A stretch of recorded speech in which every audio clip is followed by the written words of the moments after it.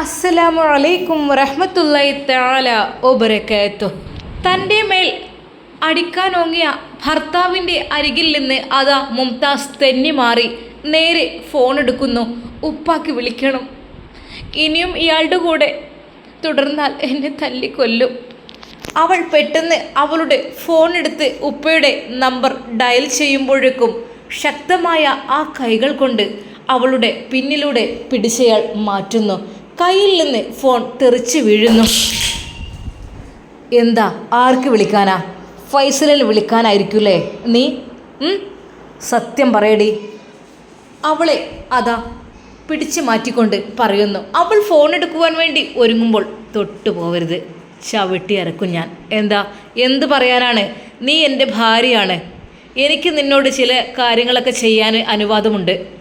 അല്ലാതെ പിന്നെ നിന്നെ നിക്കാഹ് കഴിച്ച ആളാണ് ഞാൻ. കുറച്ചൊക്കെ ഞാൻ പറഞ്ഞതും അനുസരിക്കേണ്ടി വരും.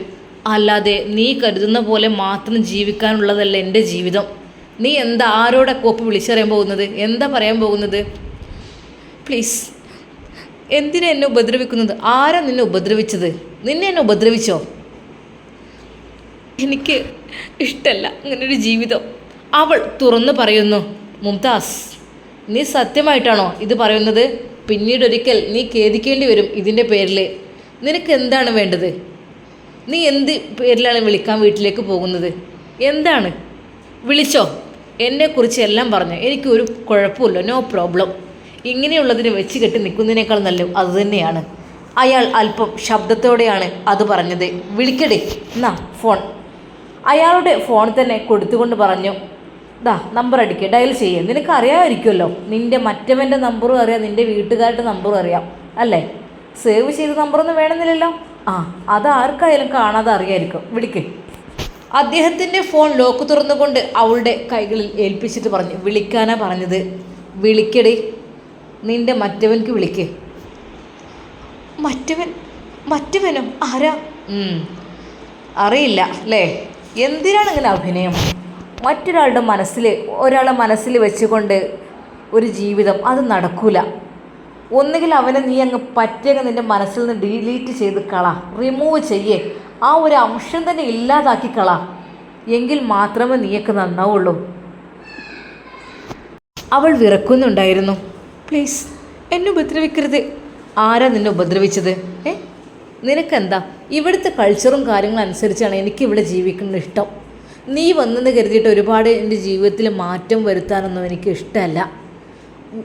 മാറ്റം വരുത്താമായിരുന്നു, പക്ഷെ ആദ്യം നീ നന്നാവണം, എന്നിട്ട് നീ എന്നെ ഉപദേശിക്കണം. നിൻ്റെ മനസ്സിൽ മറ്റവന് വെച്ച് കൊണ്ടല്ലേ നീ ഈ കളിയൊക്കെ കളിക്കുന്നത്? ഇല്ല, ഒരിക്കലുമില്ല. അങ്ങനെ ഒരു ചിന്ത എനിക്കില്ല. അല്ലാതെ പിന്നെ എങ്ങനെ? നിൻ്റെ നിക്കാഹിൻ്റെ സമയത്ത് വരെ അവൻ കെട്ടിയൊരുങ്ങി അവിടെ ഉണ്ടായിരുന്നല്ലോ, എല്ലാത്തിനും വളർത്തുപുത്രനായിട്ട് അല്ലേ? അവനെ ആ വീട്ടിൽ നിന്ന് ഇറക്കി വിട്ടില്ലെങ്കിൽ എൻ്റെ സ്വഭാവം ഇനിയും കൂടുതൽ മോശമായി കൊണ്ടിരിക്കും. പറഞ്ഞില്ലെന്ന് വേണ്ട, വീട്ടിലേക്ക് വിളിക്കുവാനുള്ള എല്ലാം സ്വാതന്ത്ര്യങ്ങളും അവൾക്ക് നഷ്ടപ്പെട്ടു. അവളുടെ ഫോണതാ പൊട്ടിയിരിക്കുന്നു. അവൾ ആ ഫോൺ എടുക്കുവാൻ വേണ്ടി കുനിയുമ്പോൾ അയാളത് ഒന്നുകൂടി തട്ടിത്തെറിപ്പിക്കുന്നു. അവളുടെ ഒരു ഫോണ്. ശക്തമായി നടന്നുകൊണ്ട് അയാളതാ റൂമിലേക്ക് പോകുന്നു. അവൾ വിങ്ങി പൊട്ടിക്കരയുന്നു. അല്ലാ, എൻ്റെ എല്ലാ ഡീറ്റെയിൽസ്, കാര്യങ്ങൾ, ഡോക്യുമെൻറ്റ്സ് എല്ലാം ഉള്ള ഫോണായിരുന്നു അത്. അവൾ ആ ഫോൺ എടുത്തു നോക്കി. പഠിച്ചോനെ, അതിദാരുണമായ രീതിയിൽ, അത് ചതഞ്ഞരഞ്ഞ രീതിയിൽ. എന്നാലും എന്തിപ്പോൾ ചെയ്യാം? എൻ്റെ ഉപ്പ എനിക്ക് വാങ്ങി തന്നതായിരുന്നു. അത്രക്കും വിലപിടിപ്പുള്ള ഫോണ്. ഇയാൾ തന്ന ഫോണൊന്നും ഞാൻ യൂസ് ചെയ്തിട്ടില്ല. എനിക്ക് എൻ്റെ ഉപ്പ തന്ന ഫോണ് തന്നെ ഉണ്ടായിരുന്നു. അതായിരുന്നു.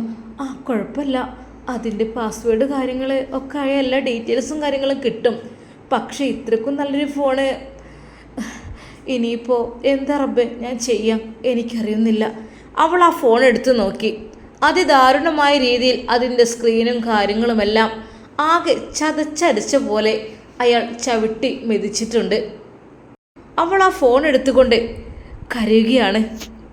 വിതുമ്പി അവൾ കരഞ്ഞു. ഉപ്പ, അങ്ങ് തന്ന ഫോണ് ഇതാ ഈ ഒരു രൂപത്തിലായിട്ടുണ്ട്. പെട്ടെന്ന് പിന്നിൽ നിന്ന് ഒരു ശബ്ദം. എന്താടി, ഇതും അവൻ തന്നതായിരിക്കും അല്ലേ?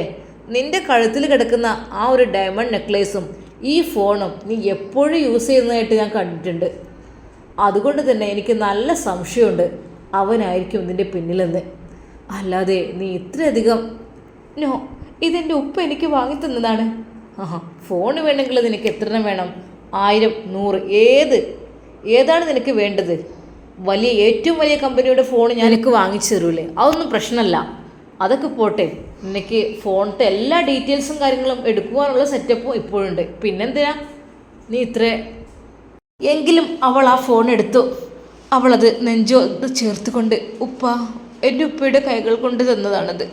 ഒരിക്കലും ഒരാളുടെ കാലുകൊണ്ട് ഇത് ചവിട്ടാൻ എനിക്ക് സഹിക്കില്ലുപ്പ. അവൾ വിതുമ്പി കരഞ്ഞു.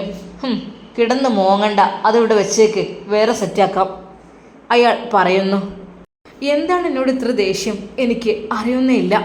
എന്നാൽ ആ ദിവസം അവൾ എപ്പോഴും അണിയുന്ന ആ ഒരു ഡയമണ്ട് നെക്ലേസ് അതെങ്ങനെയെങ്കിലും അവളുടെ കഴുത്തിൽ നിന്ന് എടുത്തു മാറ്റണം. എങ്കിൽ മാത്രമേ എനിക്ക് സമാധാനമുള്ളൂ. ഞാൻ കൊടുത്ത മഹർ അവൾ അണിയുന്നേയില്ല, അതിനവൾക്ക് താല്പര്യവുമില്ല. അത് എങ്ങനെയെങ്കിലും എടുക്കുക തന്നെ വേണം. കരഞ്ഞു തളർന്ന് അവൾ ആ കട്ടിലിൻ്റെ ഒരു ഭാഗത്ത് കിടന്നുറങ്ങിയിരുന്നു. എന്നാൽ അവളുടെ മനോഹരമായ കഴുത്തിൽ വെട്ടിത്തിളങ്ങുന്ന ആ ഒരു നെക്ലേസ്, അതായിരുന്നു അയാളുടെ ലക്ഷ്യം. അത് എങ്ങനെയെങ്കിലും പൊട്ടിച്ചെടുക്കണം. 28 ലക്ഷം രൂപയാണ് അതിൻ്റെ റേറ്റ് എന്നാണ് അവൾ പറഞ്ഞത്. ഒറിജിനലാണോ എന്തോ ഒന്നും അറിയില്ല. അവൾ ഉറക്കത്തിലേക്ക് വഴുതി വീണു. അയാൾ പതുക്കെ എഴുന്നേറ്റിട്ട്, മുംതാസ്, കുറേ കാലം അവൻ തന്ന ഗിഫ്റ്റായ മാല ധരിച്ചു കൊണ്ട് നീ നടന്നു.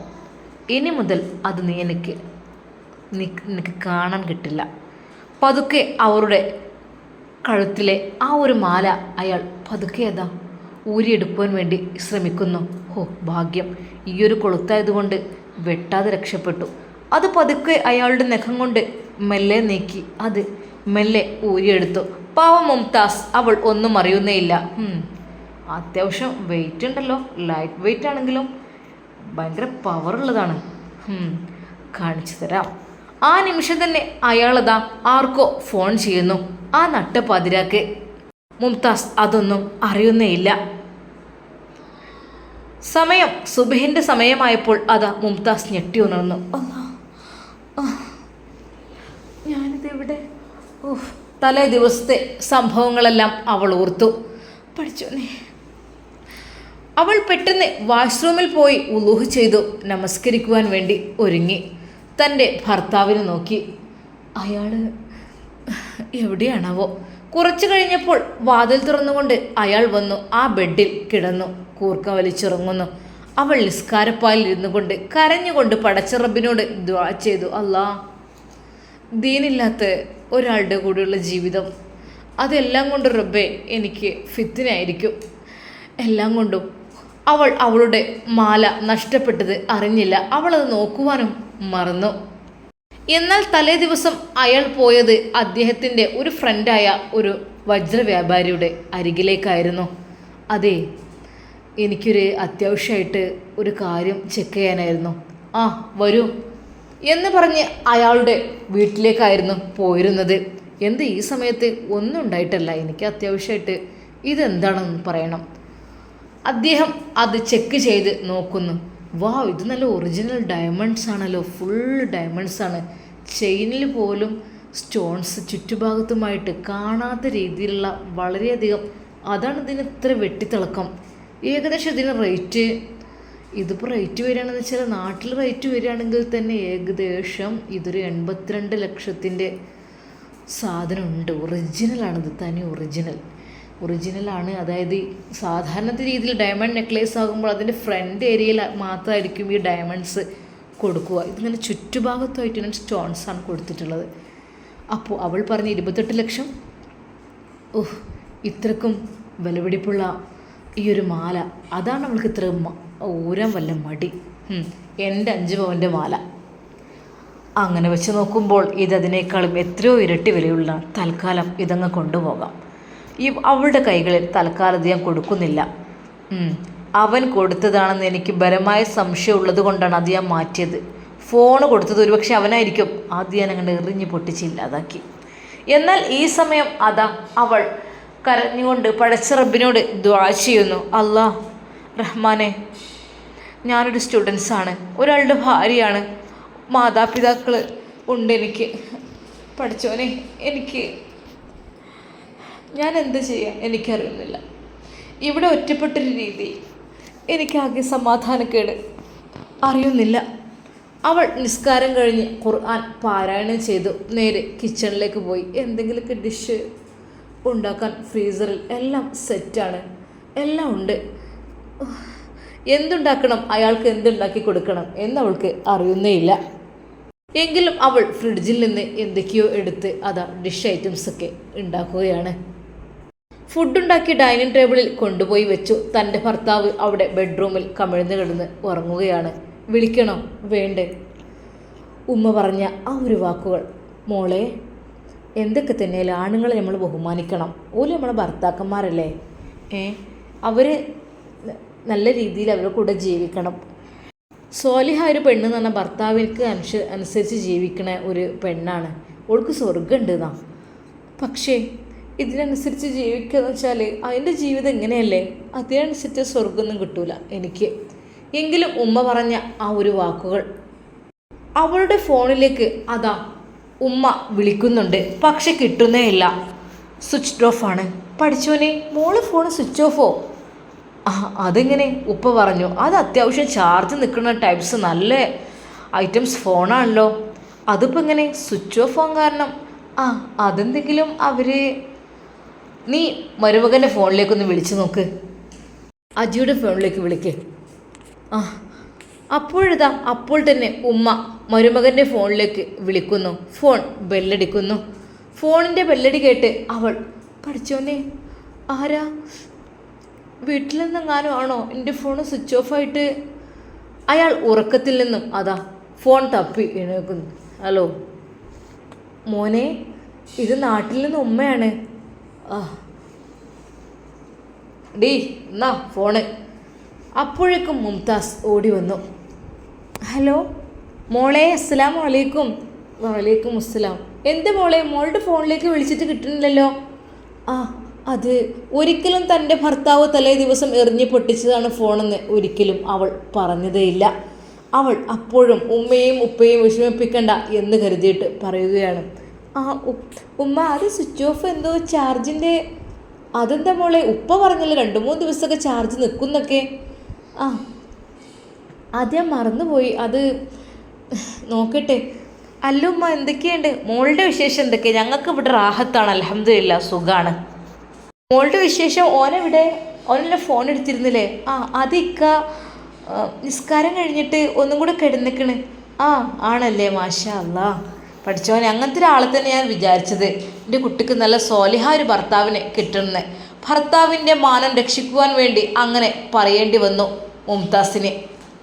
ഉമ്മ, ഈ ഭർത്താവിൻ്റെ കൂടെ എനിക്ക് ജീവിക്കാൻ കഴിയില്ല, ഇദ്ദേഹം വളരെയധികം മോശമാണെന്ന് പറഞ്ഞാൽ ആ മാതാപിതാക്കളുടെ മനസ്സ് ഇനിയും വിഷമിക്കും എന്ന് കരുതിയിട്ട് അവൾ നല്ലതായി തന്നെ പറഞ്ഞു. എല്ലാം അള്ളാഹുവിൽ അർപ്പിച്ചുകൊണ്ട് അവൾ പടച്ച റബ്ബിനോട് ദുആ ചെയ്തു. പഠിച്ചോനെ, നീ എല്ലാം കാണുന്നുണ്ടല്ലോ. മോളെ, പിന്നെ എന്തൊക്കെ ഉമ്മ ഉപ്പയുടെ വർത്താനം? അൽഹംദുലില്ലാ, സുഖാണ്. മോളെ, പിന്നെ ഫൈസി പറയുന്നുണ്ടായിരുന്നു നമുക്ക് അമേരിക്കയിലേക്കൊന്ന് പോകണം എന്നൊക്കെ. ഒരു നിമിഷം അവൾ ഞെട്ടിപ്പോയി. ഉമ്മ, മോളെ എന്താ? പിന്നെ പാസ്പോർട്ടും കാര്യങ്ങളും ഒക്കെ ഉണ്ടല്ലോ, നീ വിസ നോക്കിയാൽ മതി, അത് എല്ലാവരും കൂടി ഒരുമിച്ച് പോവാറുണ്ട്. അപ്പം ഞാൻ പറഞ്ഞു, ഞങ്ങൾ മോനെ ഇപ്പം തൽക്കാലമില്ല, മോനൊന്ന് പോയി പോരെന്ന് പറഞ്ഞു. അത് കേട്ട് ശരിക്കും അവൾ ഞെട്ടിപ്പോയി. യാ അല്ലാ ഉമ്മ, അതിപ്പോൾ തന്നെ വേണം, കുറച്ചുകൂടി. അതിനെന്താ, ഓൻ പോരണി പോന്നോട്ടെ, ഓൻ അവിടെയൊക്കെ കാണണമെന്നോ, നീ താമസിക്കുന്ന സ്ഥലം കാണണം, അങ്ങനെയൊക്കെ ആഗ്രഹം ഉണ്ടാവൂലേ, പെങ്ങളല്ലേ, അങ്ങനെയൊക്കെ ഉണ്ടാവൂലേ, ഓൻ പോരണി പോന്നോട്ടെ. അതിനിപ്പോൾ എന്തിനാ മോളെ ഈ മുടക്ക് പറയണേ? മറ്റോനാണെങ്കിൽ പിന്നെ ഡോക്ടറെ തന്നെ തിരക്കും കാരണം ഓനെ കിട്ടൂല. പിന്നെ ഇവനേതായാലും നമ്മളെ വീട്ടിൽ തന്നെ അല്ലേ, നമ്മളെ പാർട്ട്ണറല്ലേ, അതിനെന്താ ഓൻ പോന്നോട്ടെ, അവിടെയൊക്കെ ഒന്ന് കണ്ടോട്ടെ. മുംതാസ് പഠിക്കുന്ന കോളേജ് കാണണം, അവിടെ കാണണം, അളിയൻ്റെ അടുത്തേക്ക് പോകണം, അങ്ങനെയൊക്കെ പല കാര്യങ്ങളും ഓൻ പറയണ്ടായിരുന്നു. അവിടെ ഒരുപാട് കാഴ്ചകളൊക്കെ ഉണ്ടത്ത്, അതൊക്കെ കാണണം എന്നൊക്കെ പറഞ്ഞിരുന്നു. നിങ്ങൾക്ക് എല്ലാവർക്കും ഒരു ടൂറും ആയല്ലോ. ശരിക്കും മുംതാസ് ഞെട്ടിപ്പോവുകയാണ് ചെയ്തത്. ഉമ്മ അത് പഠിച്ചോനെ, അവളാകെ ഭയന്നു. അല്ലെങ്കിൽ മോളെ, പിന്നെ ഇൻഷാ അല്ലാ ഞങ്ങൾ പിന്നീട് വരാം കേട്ടോ. നിങ്ങളിപ്പോൾ വരുന്നൊന്നുമില്ലല്ലോ, നിന്നെ ക്ലാസ് തുടങ്ങിയല്ലേ. എന്തൊക്കെയോ ഓൻ്റെ വർത്തമാനം സുഖമല്ല മോളെ, റാഹത്തല്ലേ? പിന്നെ ഉപ്പ അങ്ങനെ പറയുന്നുണ്ട് നമ്മളെ കുഞ്ഞിനെ എന്നാ ഒരു കുഞ്ഞുണ്ടായി കാണാന്നൊക്കെ. അതിപ്പോൾ അത് കേട്ട് ശരിക്കും അവൾ ഞെട്ടിപ്പോയി. ഉമ്മ പഠിക്കല്ലേ, ഞാൻ പഠനമൊക്കെ കഴിയട്ടെ മോളെ. എന്നാലും ഉപ്പാക്കേ ഇങ്ങനെ അസുഖമൊക്കെ വന്നപ്പോഴേ മനസ്സൊക്കെ ഒരു പേടിയും ബേജാറാണ്. എൻ്റെ മക്കൾക്കൊന്ന് മക്കളുണ്ടായി കാണാനൊക്കെ, പ്രത്യേകിച്ച് എൻ്റെ കാര്യത്തിൽ എപ്പോഴും എൻ്റെ വർത്താനാണ്. എൻ്റെ കുട്ടിക്ക് സുഖമായിരിക്കും, എൻ്റെ കുട്ടിക്ക് ബുദ്ധിമുട്ട് എന്തേ ഉണ്ടാവുന്നാവോ. ഞാൻ പറയും എന്താ നിങ്ങളീ പറയണത്, അത്രയും നല്ലൊരു ആളാണ് നമ്മൾ കണ്ടെത്തി കൊടുത്തത്. ഓനക്കാണെങ്കിൽ ഒരു കാര്യത്തിൽ ഒരു കുറവുമില്ല. ബിസിനസ്സും കാര്യങ്ങളും അവിടെയൊക്കെ വലിയ വലിയ വില്ലകളും കാര്യങ്ങളും എല്ലാം ഉള്ള സാമ്പത്തികമായിട്ടൊക്കെ ഉള്ള ആളല്ലേ. ഒരിക്കലും അവൾ ബുദ്ധിമുട്ടൂല. എടി അതല്ല, ക്യാഷ് കൊണ്ട് ബുദ്ധിമുട്ട് മാറുന്ന അങ്ങനെ മുഴുവനായിട്ടുള്ളൊന്നും മാറൂലല്ലോ. എന്താ അവൻ്റെ സ്ഥിതി കാര്യങ്ങളൊന്നും എനിക്ക് പിന്നെ അവർ പോയും ചെയ്തു. ഇക്ക നിങ്ങൾ വിഷമിക്കില്ലേ, അങ്ങനെ ഇങ്ങനെ മോള് പറയുമല്ലോ. അങ്ങനെ ഞാനങ്ങനെ പറഞ്ഞ് സമാധാനിപ്പിക്കും. മോൾക്ക് ബുദ്ധിമുട്ടൊന്നുമില്ലല്ലോ. ഉമ്മയുടെ ആ ഒരു വാക്കുകൾക്ക് മുമ്പിൽ എന്ത് പറയണം എന്നായിപ്പോയി. പാടില്ല, ഒരിക്കലും ഉമ്മയും ഉപ്പയും ബുദ്ധിമുട്ടാക്കാൻ പാടില്ല എന്നതുകൊണ്ട് തന്നെ ആ ഉമ്മ റാഹത്താണ് അൽഹംദുലില്ലാ. അവൾ അങ്ങനെ അങ്ങ് പറഞ്ഞു. അവൾ എല്ലാം ക്ഷമിച്ചു, സഹിച്ചു. മോളെ പിന്നെ ഫൈസ അങ്ങോട്ട് വരുന്നുണ്ട് കേട്ടോ. നിന്റെ ലൊക്കേഷനും കാര്യങ്ങളൊക്കെ വിട്ടു കൊടുത്തോണ്ട് അളിയനോട് പറഞ്ഞാളാ വരുന്നുണ്ട് എന്നുള്ള കാര്യം കേട്ടോ. എന്നാ ആയിട്ടില്ല, വിസ ടിക്കറ്റൊക്കെ എന്നൊക്കെ എടുക്കണേ അറിയില്ല. അപ്പോൾ എന്തൊക്കെ തന്നെയായാലും ഓന് പോകണം തന്നെ ഉള്ള ഇതാണ് പറയണത്. ഇന്നലെയും എന്നോട് ഇങ്ങനെ പറഞ്ഞു, ഇന്നലെ ഉമ്മ ഒന്ന് പോയി നോക്കായിരുന്നു അമേരിക്കയിലേക്ക്, പെങ്ങളുടെ അടുത്തേക്ക് പോയി നോക്കായിരുന്നു എന്നൊക്കെ ഇങ്ങനെ പറഞ്ഞു. മുംതാസിൻ്റെ അടുത്തേക്ക് പോയി നോക്കായിരുന്നു എന്ന് ഇന്നലെ രാത്രി ഓൻ വന്നാൽ വീണ്ടും പറഞ്ഞത്. ആ ഒരു വോയിസ് മെസ്സേജ് കേട്ടിട്ടാണോ എന്തോ അറിയുന്നില്ല. അത് അവൾ വിചാരിച്ചു, പഠിച്ചോനെ എൻ്റെ വോയിസ് കേട്ടിട്ടെങ്ങാനോ എൻ്റെ സ്ഥിതിഗതികൾ അന്വേഷിക്കാൻ വരികയാണോ അറിയുന്നില്ല. ഉമ്മ എന്നാലും ശരി കേട്ടോ, അസ്സലാമു അലൈക്കും. ബ്രേക്ക്ഫാസ്റ്റിന് എടുത്തു വെച്ചിട്ടുണ്ട്. ഭർത്താവ് എഴുന്നേറ്റിട്ടില്ല. പഠിച്ചോനെ എന്താ റബ്ബെ ചെയ്യുക, എനിക്കറിയുന്നില്ലല്ലോ റബ്ബെ. അവൾക്ക് ശരിക്കും പേടിയായി തുടങ്ങി. ഭർത്താവിനോട് നല്ല രീതിയിൽ നിൽക്കാം, അതല്ലെങ്കിൽ എന്തിനാ റബ്ബെ ഫൈസിക്ക ഇപ്പം ഇങ്ങോട്ട് വരുന്നത്, അല്ലെങ്കിൽ എന്നെ സംശയമാണ് ഓരോ കാര്യം പറഞ്ഞിട്ട്. പെട്ടെന്ന് ഹസ്ബൻഡ് എന്താ ഫോൺ വിളിച്ചു കഴിഞ്ഞോ? അവൾ വിറച്ചുകൊണ്ട് ആ ഫോൺ അദ്ദേഹത്തിൻ്റെ അടുക്കൽ കൊടുക്കുന്നു. ഉമ്മയായിരിക്കും അല്ലേ, എന്താ നീ പറഞ്ഞത്? സ്വന്തം ഭർത്താവ് പറഞ്ഞതനുസരിക്കാത്തത് കൊണ്ട് ഫോൺ എറിഞ്ഞു പൊട്ടിച്ചെന്ന് പറഞ്ഞൂടായിരുന്നോ? അതൊക്കെ പറയണം, അതൊന്നും മറച്ചു വെക്കേണ്ട ഒരു കാര്യമില്ല. നീ ചെയ്യുന്നത് എന്താ നിനക്ക് തന്നെ ഓർമ്മയില്ല, ബോധമില്ലാതെ. ബ്രേക്ക്ഫാസ്റ്റ് ഞാൻ കഴിച്ചോളാം. അദ്ദേഹം ഫോണെടുത്ത് അതാ ആ ഒരു ഏരിയയിൽ വന്നിരിക്കുന്നു. അയാൾ ഫോൺ എടുത്തുകൊണ്ട് സ്ക്രോൾ ചെയ്യുന്നു. എത്ര ഒരുപാട് ടൈം സംസാരിച്ചല്ലോ. ബ്രേക്ക്ഫാസ്റ്റിന് മുമ്പിൽ അയാൾ വന്നിരുന്നു. അവളും ഇരുന്നു. എന്താ കഴിക്കുന്നില്ലേ? അങ്ങ് വരട്ടെന്ന് വിചാരിച്ച്. നിനക്ക് ഫോൺ വേണ്ടേ? എന്നാ ഇത് തന്നെ നീ അങ്ങ് എടുത്തോ. വേണ്ട, എൻ്റെ ഫോൺ തന്നെ എനിക്ക് നന്നാക്കിയാൽ മതി, അല്ലാതെ വേറെ വേണ്ട. അതെന്താ, അത് തന്നെ വേണം നിനക്ക് നിർബന്ധം? വേറെ പറ്റില്ലേ? അതിൻ്റെ എല്ലാ ഡീറ്റെയിൽസും കാര്യങ്ങളും കിട്ടാനൊന്നും ഒരു പണിയുമില്ല. എന്നാ ഇതെടുത്തോ. വേണ്ട, അങ്ങയുടെ ഫോൺ എനിക്ക് വേണ്ട, എനിക്ക് എൻ്റെ ഫോൺ നന്നാക്കിയാൽ മതി.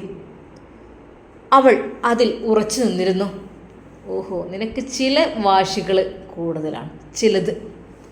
അതിൽ നീ എത്ര തന്നെ ആയാലും ഓക്കെ അല്ല. ഞാൻ തരുന്നത് നീ വാങ്ങില്ല അല്ലേ?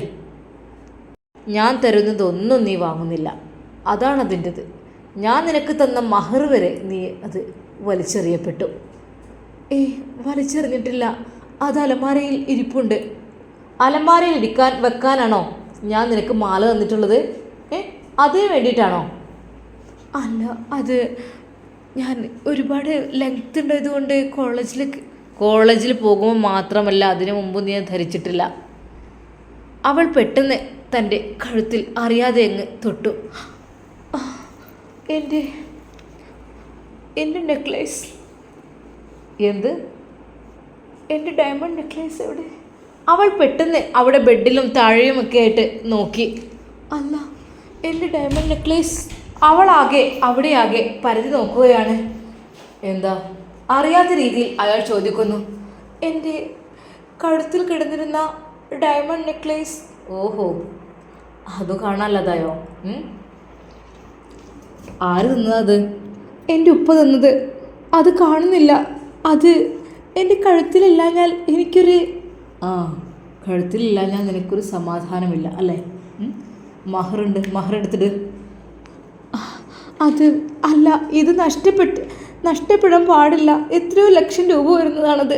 നീ പറഞ്ഞത് 28 ലക്ഷം രൂപ എന്നതല്ലേ? 28ആണോ, അതിൽ കൂടുതലാണോ കുറവാണോ ഒന്നും എനിക്കറിയില്ല. പക്ഷെ അതെനിക്ക് എൻ്റെ ഉപ്പ തന്നതാണ്. അത് അവൾ അവിടെയാകെ തിരഞ്ഞു നോക്കുന്നു. തൻ്റെ ഭർത്താവാണ് അതെടുത്ത് വെച്ചിട്ടുള്ളത് എന്നുള്ള കാര്യം പാവം മുംതാസ് അറിയുന്നേയില്ല. അവൾ സങ്കടത്തോടെ അവിടമാകെ തിരയുന്നു. നീ എവിടേക്ക് ചുറ്റി കറങ്ങാൻ പോയത്? അവിടെ എവിടെങ്കിലൊക്കെ കൊഴിഞ്ഞു പോയിട്ടുണ്ടാവും, അല്ലാതെന്താ? പിന്നെ ഇവിടെ വന്ന് മോങ്ങിയിട്ട് എന്ത് കാര്യം? ഇല്ല, അത് അങ്ങനെ ഇങ്ങനെയൊന്നും പോകില്ല. അത്രയ്ക്കും നല്ല കൊളുത്തും കാര്യങ്ങളൊക്കെ ആയിരുന്നു അതിന്. എന്നാൽ തിരിഞ്ഞങ്ങ് കണ്ടുപിടിച്ചോട്. ഒരു ശ്രദ്ധയും ഇല്ലാതെ തൻ്റെ ഉപ്പ തന്ന ആ ഒരു വിലപിടിപ്പുള്ള ഫോണും വിലപിടിപ്പുള്ള ഡയമണ്ട് നെക്ലേസും രണ്ടും നഷ്ടപ്പെട്ട അവൾ സത്യം പറഞ്ഞാൽ വല്ലാതെ വിഷമിച്ചു. തൻ്റെ പിതാവിൻ്റെ അടുക്കലേക്ക് എങ്ങനെയെങ്കിലും എത്തണം എന്നൊരു തോന്നൽ മുംതാസിനുണ്ടായി. പക്ഷേ ഫൈസൽക്ക വരികയാണ് എന്നറിഞ്ഞപ്പോൾ അവളാകെ ടെൻഷനായി. റബ്ബേ, എന്തിനാണ് എരുതിയിൽ എണ്ണ ഒഴിക്കാൻ വരുന്നത്? ഫൈസൽക്ക എൻ്റെ കാര്യങ്ങൾ അന്വേഷിക്കാൻ വരികയാണെങ്കിൽ പോലും ഉപ്പ പറഞ്ഞിട്ട് കൂടിയാണത്രേ വരുന്നത്. മോളുടെ വിവരങ്ങളും കാര്യങ്ങളൊക്കെ ഒന്ന് അന്വേഷിച്ച് വരാനും ഒക്കെ. എന്തിനാണ് ഇപ്പോൾ വരുന്നത്? ഫൈസൽക്കാക്കും ആഗ്രഹമുണ്ടത്രേ ഇങ്ങോട്ട് വരാനും കാണാനൊക്കെ. പഠിച്ചോനെ, ഫൈസിക്ക് വന്നു കഴിഞ്ഞാൽ ഒരിക്കലും എനിക്കുള്ള സമാധാനവും നഷ്ടപ്പെടും. അവൾ സങ്കടത്തോടെ അതാ ഭക്ഷണം പോലും അവൾക്ക് കഴിക്കുവാൻ കഴിയുന്നില്ല. റബ്ബേ, വിലയുടേതല്ല, ശരിയാണ്, എത്രയോ ലക്ഷങ്ങൾ വിലപിടിപ്പുള്ളതാണ്. പക്ഷേ ക്യാഷ് ഉണ്ടാക്കിയാൽ ഉണ്ടാകും. പക്ഷേ ആ പിതാവിൻ്റെ കയ്യിൽ നിന്ന് അത് ഞാൻ സ്വീകരിച്ചത്, അതാണ് എനിക്ക് സങ്കടം. എൻ്റെ പ്രിയപ്പെട്ട ഉപ്പ തന്ന സമ്മാനങ്ങളായിരുന്നു അതെനിക്ക് എല്ലാം നഷ്ടപ്പെട്ടു. അല്ലാ, അവൾ ആ പൊട്ടിയ ഫോൺ നെഞ്ചോട് ചേർത്തു. എൻ്റെ പിതാവിൻ്റെ കൈകൾ കൊണ്ട് തന്നതാണ് ഈ സമ്മാനം. ഇതൊരിക്കലും എനിക്ക് നഷ്ടപ്പെടുത്താനാവില്ല. ഇത് ഞാൻ എന്നും സൂക്ഷിക്കും. സങ്കടത്തോടെ അവളതാ കോളേജിലേക്ക് പോകുവാൻ വേണ്ടി ഒരുങ്ങുന്നു. ശോകമുഖമായി അവൾ ഒരുങ്ങുമ്പോൾ ഭർത്താവ് ചോദിക്കുന്നു, അല്ല എന്തുപറ്റി? ഒരു സ്പീഡൊന്നുമില്ലല്ലോ. മറ്റത് ഭയങ്കര തൻ്റെ ജീവിതത്തിൽ പ്രധാനപ്പെട്ട എന്തൊക്കെയോ നഷ്ടപ്പെട്ടു എന്നുള്ളൊരു ചിന്ത, ആ ഒരു വേദന അവളുടെ മനസ്സിലുണ്ടായിരുന്നു. കോളേജിലേക്ക് പോകുവാനുള്ള എല്ലാ കാര്യങ്ങളും സെറ്റാക്കി അവൾ ഇറങ്ങി. എന്താ, ഞാൻ ഡ്രോപ്പ് ചെയ്യണ്ടേ? ഭർത്താവിൻ്റെ ആ ഒരു വാക്ക് അവൾക്ക് ഒന്നും മിണ്ടാനുണ്ടായിരുന്നില്ല. അത് എന്താ, ഡ്രോപ്പ് ചെയ്യാൻ മറ്റവനങ്ങനെ വരുമോ? ആര്? നിൻ്റെ ഫൈസിക്ക വരുമോ? നിങ്ങൾ എന്തീ പറയുന്നത്? അല്ലേ, അങ്ങനെയല്ലേ, അങ്ങനെയാണല്ലോ എല്ലാം അല്ലേ? അവളുടെ കണ്ണുകൾ നിറഞ്ഞു. കരയണ്ട, വണ്ടിയിൽ കയറി. അയാൾ അതാ അവളോട് ആവശ്യപ്പെടുന്നു. അവളൊരു കൊച്ചുകുട്ടിയെ പോലെ പറഞ്ഞതനുസരിച്ച് വണ്ടിയിൽ കയറി. അവിടെ എത്തുവോളം അവൾക്ക് മിണ്ടുവാൻ കഴിഞ്ഞില്ല. ഒരു വാക്കുപോലും. അവളുടെ ഹൃദയം വല്ലാതെ വേദനിക്കുന്നുണ്ടായിരുന്നു. പഠിച്ചവനെ, എന്നാലും എൻ്റെ ഡയമണ്ട് നെക്ലേസ് എവിടെയായിരിക്കും അത് പോയിട്ടുണ്ടാകുക? അല്ലെങ്കിൽ ഞാനത് ധരിക്കുന്നത് അയാൾക്ക് ഇഷ്ടമല്ല. എങ്കിലും അവൾ ധൈര്യത്തോടെ ചോദിച്ചു, നിങ്ങൾ കണ്ടിരുന്നോ എൻ്റെ ഡയമണ്ട് നെക്ലേസ്? ഞാനോ? എനിക്കെന്തിനാ? കോടികൾ ആസ്തിയുള്ള എനിക്ക് നിൻ്റെ ഒരു തുച്ഛമായ വിലയുള്ള ഡയമണ്ട് നെക്ലേസ് എന്തിനാ? വിലയല്ല, വില തുച്ഛം ആയിരിക്കും നിങ്ങൾക്കൊക്കെ. പക്ഷേ എൻ്റെ പിതാവ് ബിസിനസ് ചെയ്ത് ഉണ്ടാക്കിയതാണ് അതൊക്കെ. എൻ്റെ പിതാവ് എന്നെ ഏൽപ്പിച്ചതാണ്. പിതാവല്ല, നിൻ്റെ കാമുകൻ എന്ന് പറയാം, അതായിരിക്കും നിനക്ക് നല്ലത്. അല്ല, ഒരിക്കലും അല്ല. എനിക്ക് എൻ്റെ പിതാവ് തന്നതാണത്. എന്നിട്ട് നീ മഹറണിഞ്ഞോ? ഇല്ല. അതെന്താ അണിയാത്തത്? നീ പറഞ്ഞില്ലേ 2 മാല കൂടി ഒരുമിച്ച് നടക്കില്ലാന്ന്. ഇപ്പോൾ നിൻ്റെ കഴുത്തിൽ ഒരു മാലയും ഇല്ലല്ലോ. മഹർ അതൊരുപാട് ലെങ്ത്താണ്. ലെങ്ത്ത്? അപ്പം ഇതോ? ഇതില്ല, ഇത് ചെറുതല്ലേ, ഇതൊരു തടസ്സമല്ല. അപ്പം ഞാനാണ് തടസ്സം അല്ലേ? ഞാൻ തരുന്നതാണ് നിനക്ക് തടസ്സം അല്ലേ? ഭർത്താവിൻ്റെ ശബ്ദം ഉച്ചത്തിൽ. അവൾ ആ വാഹനത്തിൽ ഇരുന്നു കൊണ്ട് ഹൃദയം പൊട്ടിക്കരഞ്ഞു. കിടന്ന് മോങ്ങാതെ കാര്യം പറയടി, ഉത്തരം പറ. എന്താണ് സംഭവിച്ചത്? എന്തുകൊണ്ട് നീ അത് അണിയൊന്നില്ല? ഈ ഒരു ബന്ധം നിനക്ക് ഇഷ്ടമല്ല അല്ലേ? അതല്ലേ നീ ഇങ്ങനെ? എന്നോട് എന്തിനാണ് നിനക്ക് ഇത്രയധികം? ഞാൻ തരുന്നതൊന്നും നീ വാങ്ങുന്നില്ല. ആരൊക്കെ തരുന്നത് വാങ്ങുന്നു? എന്താ നിനക്ക് എന്നോട് പക, ദേഷ്യം? അങ്ങനെയൊന്നുമില്ല. പിന്നെന്താ ഞാൻ പറഞ്ഞത് നീ അനുസരിക്കാത്തത്? അത് അണിയടി. ആ 5 പവൻ്റെ മാല അതാ അവളുടെ നേർക്ക് എറിഞ്ഞുകൊണ്ട് അയാൾ പറയുന്നു, ഇത് ധരിക്ക്. ക്ലാസ്സിലേക്ക് ഇത്രയും വലിയ... അതിനെന്താ, അതിട്ടിട്ട് പോയാൽ മതി. പറയണം ഇതെൻ്റെ ഭർത്താവ് തന്ന മഹറാണെന്ന്. തൻ്റെ വിവാഹം കഴിഞ്ഞ കാര്യം പോലും പലരോടും അവൾ പറഞ്ഞിരുന്നില്ല. എന്നാൽ ചിലർക്കൊക്കെ മനസ്സിലായിരുന്നു. ആ ഒരു വലിയ മഹർമാല ധരിച്ചുകൊണ്ട് ക്ലാസ്സിലേക്ക് എത്തിയാൽ എല്ലാവരും അത് ചോദിക്കും, അത് കാണും, അത് ഉറപ്പാണ്. അവൾക്ക് സത്യം പറഞ്ഞാൽ അത് വല്ലാത്തൊരു ബുദ്ധിമുട്ടായി തോന്നി. അവൾ ആ മാലയെടുത്ത് അത് ഡ്രസ്സിനകത്തേക്ക് ആക്കി ഷാൾ കൊണ്ട് പുതച്ചു. അപ്പോഴേക്കും ഭർത്താവ് അത് കണ്ടിട്ട് ചോദിച്ചു, എന്താ ഇത്? നീ അതങ്ങ് ഒളിപ്പിച്ചു വെച്ചോ മാല? പുറത്തേക്കിടടി അയാൾ കൽപ്പിക്കുന്നു. അല്ലോ, ഇത് പുറത്തേക്കോ? അത് പഠനത്തിൻ്റെ കാര്യത്തിലൊക്കെ ബുദ്ധിമുട്ടായിരിക്കും. ഇത്രയും ദിവസം നിനക്ക് ഡയമണ്ട് നെക്ലേസ് അതിട്ടുകൊണ്ട് ഒരു കുഴപ്പമില്ല. ഈ ഒരു മഹർ ഇട്ടപ്പോൾ നിനക്ക് ബുദ്ധിമുട്ടായി. അതല്ല, എനിക്ക് വേണ്ട, പുറത്തേക്ക് ഇട്ടിട്ട് തന്നെ നീ അത് ക്ലാസ്സിലേക്ക് പോകണം. അതെങ്ങാനും ഉള്ളിലേക്ക് ഇട്ടാൽ എൻ്റെ സ്വഭാവം അറിയും. കോളേജെത്തി അവൾ സങ്കടത്തോടെ ഇറങ്ങി ആ മാല പുറത്തേക്കിടടി അയാൾ കൽപ്പിക്കുന്നു. മാല അവൾ പുറത്തേക്കിട്ടു. അനുസരിക്കാം, അതായിരിക്കും നല്ലത്. അഥവാ ഫൈസിക്ക് എങ്ങാനും വന്നു കഴിഞ്ഞാൽ പഠിച്ചോനെ പറയേണ്ടി വരില്ല. അല്ലെങ്കിലും ഉപ്പ എന്തിനാ അയാൾ അങ്ങോട്ട് പറഞ്ഞേക്കുന്നത് ഫൈസിക്കാനെ? ഉള്ള സമാധാനവും നഷ്ടപ്പെടല്ലോ. അവൾ ക്ലാസ്സിലേക്ക് കയറുമ്പോൾ അവളുടെ നെഞ്ചത്ത് ആ ഒരു മാല കിടക്കുന്നുണ്ടായിരുന്നു. ഷാളുകൊണ്ട് പതുക്കെ മറക്കുവാൻ ശ്രമിച്ചു, എങ്കിലും അത് പുറത്തേക്ക് കാണുന്നുണ്ടായിരുന്നു. ക്ലാസ്സിൽ കയറുന്നവരെ അയാൾ നോക്കി നിൽക്കുന്നു. അവളെങ്ങാനും അത് മാറ്റുന്നുണ്ടോ എന്നറിയാൻ വേണ്ടിയിട്ട്. സങ്കടത്തോടെ മുംതാസ് ക്ലാസ്സിലേക്ക് കയറി. ക്ലാസ്സിൽ കയറിയ ഉടനെ തന്നെ അവൾ ആ മാലയെടുത്ത് അകത്തേക്കിട്ടു. കഴിയൂല, ഇയാളുടെ കൂടെ കഴിയൂല. എന്താ ഇത്? പേടിച്ച് കഴിയുന്ന ജീവിതം. കഴിയൂല ഒരിക്കൽ പോലും. ഇനി ഒരു നിമിഷം പോലും അയാളുടെ കൂടെ നിൽക്കാൻ ഞാൻ ആഗ്രഹിക്കുന്നില്ല. മുംതാസ് മനസ്സിൽ വിചാരിച്ചു. ഇൻഷാ അല്ലാഹ് നമുക്കിതിൻ്റെ ബാക്കി ഭാഗം നാളെ കാണാം. അതുവരേക്കും എല്ലാവർക്കും അസ്സലാമു അലൈക്കും വറഹ്മത്തുള്ളാഹി തആല വബറകാതുഹു. പ്രിയപ്പെട്ട കൂട്ടുകാരെ, പറ്റുമെങ്കിൽ ഒരു ലൈക്ക് തരണേ. ഇൻഷാ അല്ലാഹ്.